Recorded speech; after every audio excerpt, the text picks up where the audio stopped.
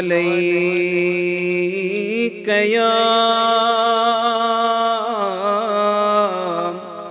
या रसूल अल्लाह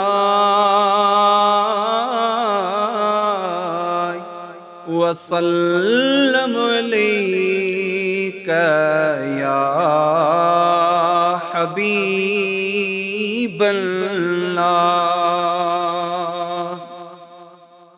दिल में हसरत हिकड़ी पढ़ दे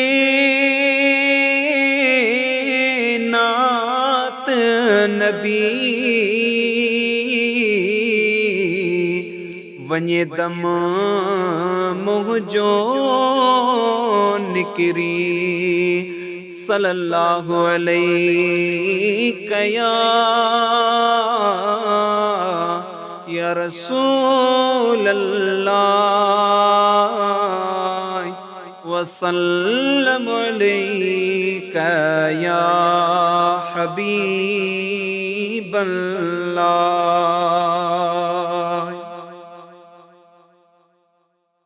मुँह में ऐब हज़ार मुझी पारत थई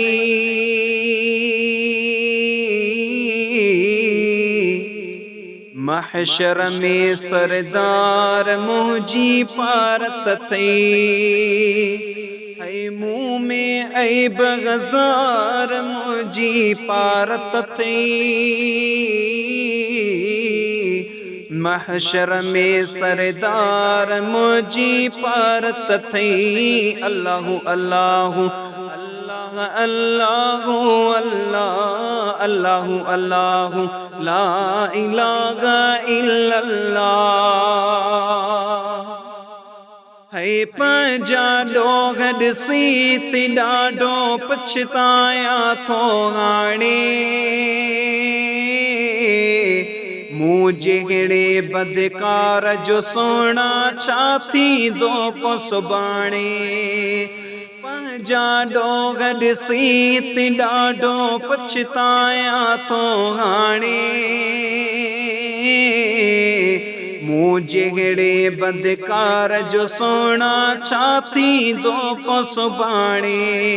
है नीण आया नार मुझी पारत थई महशर में सरदार मुझी पारत थई। अल्लाहु अल्लाहु अल्लाह अल्लाहु अल्लाह अल्लाहु अल्लाहु ला इलाहा इल्लल्लाह। है बेपरवाह जी कोरट में जॾहिं दफ्तर कारो खुलंदो डोह कई या सवाब कई मुझो हाल तसारो खुलंदो। बेपरवाह जी कोरट में जॾहिं दफ्तर कारो खुलंदो डोह कई या सवाब कई मुझो हाल तसारो खुलंदो। उते नज़र कजा नगदार मुझी पारत थई महशर में सरदार मुझी पारत थई। है मुँह में ऐब हज़ार मुझी पारत थई महशर में सरदार मुझी पारत थई। अल्लाहु अल्लाहु अल्लाह अल्लाहु अल्लाह अल्लाहु अल्लाहु ला इलाहा इल्लल्लाह। है मुँह के भीदड़ सांगणे कजो के निर्मल फेर निगाहूं शफात वारो झंडो हूंदो घर मिस्कीन मथाऊं। है मुँह के भीदड़ सांगणे कजो के निर्मल फेर निगाहूं शफात वारो झंडो हूंदो घर मिस्कीन मथाऊं।